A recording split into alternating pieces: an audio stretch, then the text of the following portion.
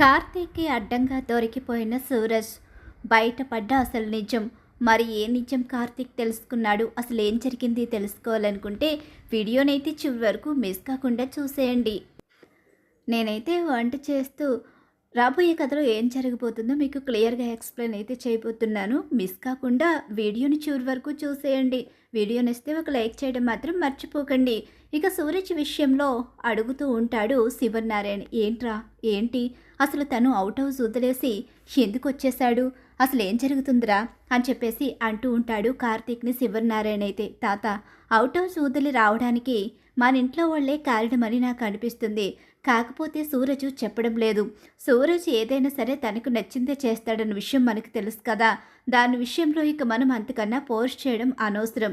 చెప్పాలి అనుకుంటే సూరజ్ నిజం బయటపడి ఇలా చేసేస్తాడు. ఆ విషయం మనందరికీ తెలుసు కదా. సరే అయితే మరి పెళ్లి విషయం ఏం చేద్దాం? తొందరపడకూడదు కదా. తనని మనం అడిగి ఆ తర్వాత ముందుకు వెళ్ళడం బాగుంటుంది అని చెప్పేసి అంటూ ఉంటాడు.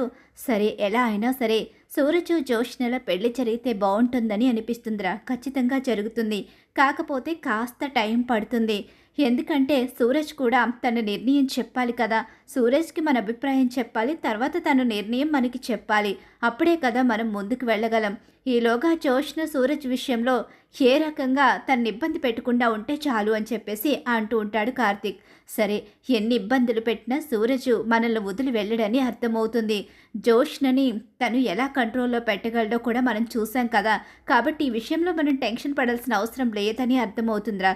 కాకపోతే జాగ్రత్త అని చెప్పేసి ఇక కార్తీక్తో అయితే చెప్తూ ఉంటాడు శివనారాయణ. ఇలా జరుగుతూ ఉంటుంది. ఇక్కడ చూస్తే ఎన్నిసార్లు మాట్లాడినా సరే జోష్నతో సూరజ్ మాట్లాడడు.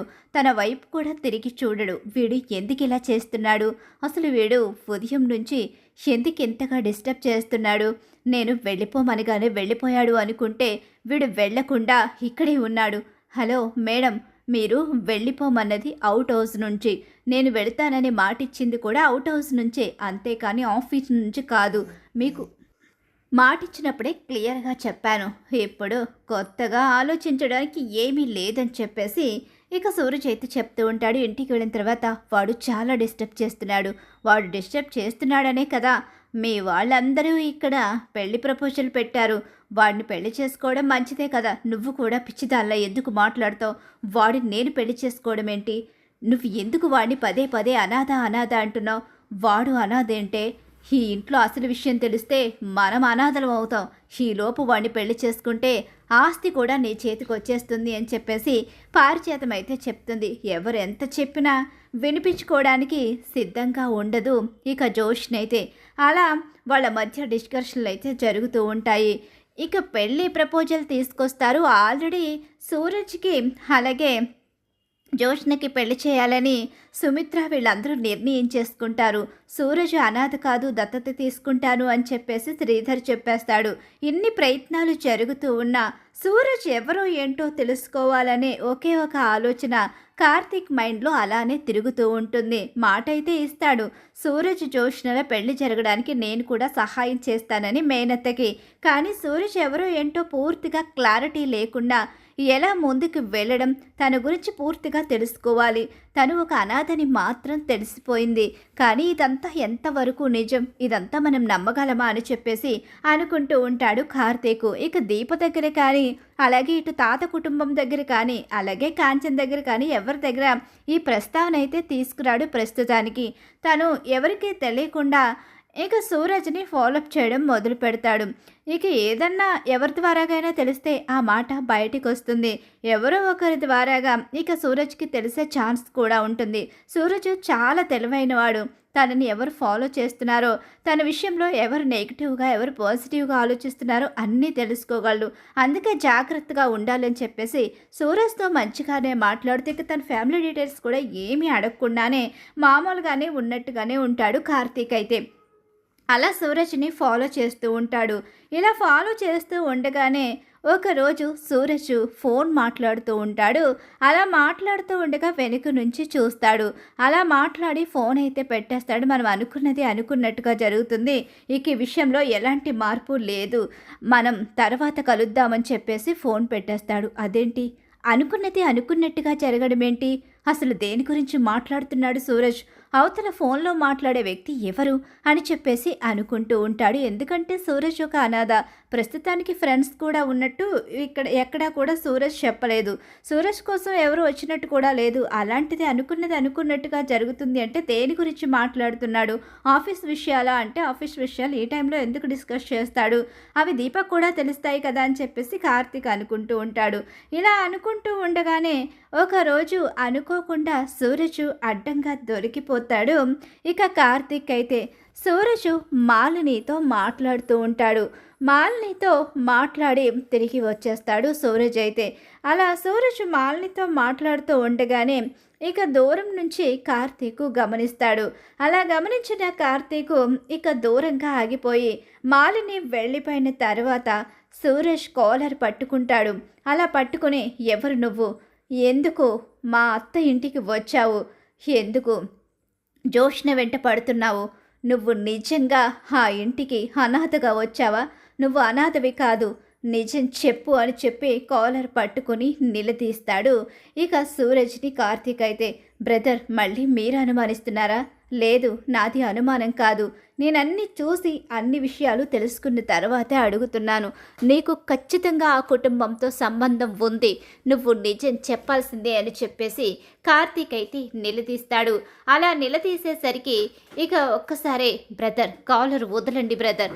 ఏంటి ఎప్పుడు పెద్దగా మాట్లాడవు, నువ్వు మమ్మల్ని గౌరవంగా మాట్లాడతావు, కానీ ఇంత కోపం వస్తుందేంటి? అంటే నీకు ఆ కుటుంబంతో సంబంధం ఉందనే కదా అర్థం? ఉంది, అవును, ఆ కుటుంబంతో సంబంధం ఉంది, అలాగే ఈ కుటుంబంతో కూడా సంబంధం ఉంది. సంబంధం ఉందా? అవును, మీకే బంధం అయితే ఉందో నాకు అదే బంధం ఆ కుటుంబంతో ఉంది.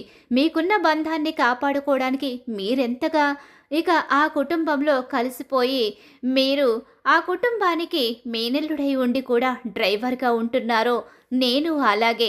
నేను కూడా ఆ కుటుంబాన్ని కలుపుకోవడం కోసం, నా కుటుంబాలని కలపడం కోసం నేను అనాథగా ఆ ఇంటికి చేరాను. మీరు డ్రైవర్గా ఎలా ఉన్నారో నేను అనాథగా, అలాగే మీ భార్య దీప గారికి అడ్వైజర్గా మారాను. ఎందుకంటే ఆ కుటుంబం అంటే నాకు కూడా ఇష్టం. ఆ కుటుంబంలో నాకు కావలసిన వ్యక్తి మా అత్త. మా అత్తని దూరం చేసుకుని తాత బాధపడుతున్నాడు. తాత బాధని చూడలేక నేను ఈ ఇంటికి చేరాను. మీరెలా మీ తాత గౌరవాన్ని, మీ తాత ఆశయాల్ని నిలబెట్టాలని కోరుకుంటున్నారో, నేను అలాగే మా తాత ఆశల్ని, కోరికల్ని నెరవేర్చి ఎప్పటికైనా ఆ తండ్రి కూతుల్ని కలుపుతానని మాటిచ్చాను.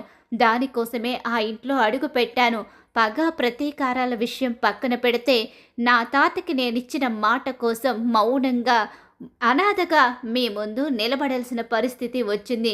మీరు డ్రైవర్గా ఎలా ఉన్నారో, ఆ ఇంటికి బంధువైనా సరే వంట మనిషిగా దీపగారు ఎలా ఉన్నారో, నేను కూడా అలానే మూడో మనిషిగా ఉండి ఆ కుటుంబానికి దగ్గరయ్యి, ఆ కుటుంబాన్ని నా కుటుంబానికి దగ్గర చేయాలని ఇన్ని ప్రయత్నాలు చేస్తున్నాను. మీరు చేస్తే తప్పు లేనప్పుడు నేను చేస్తే తప్పెలా అవుతుంది?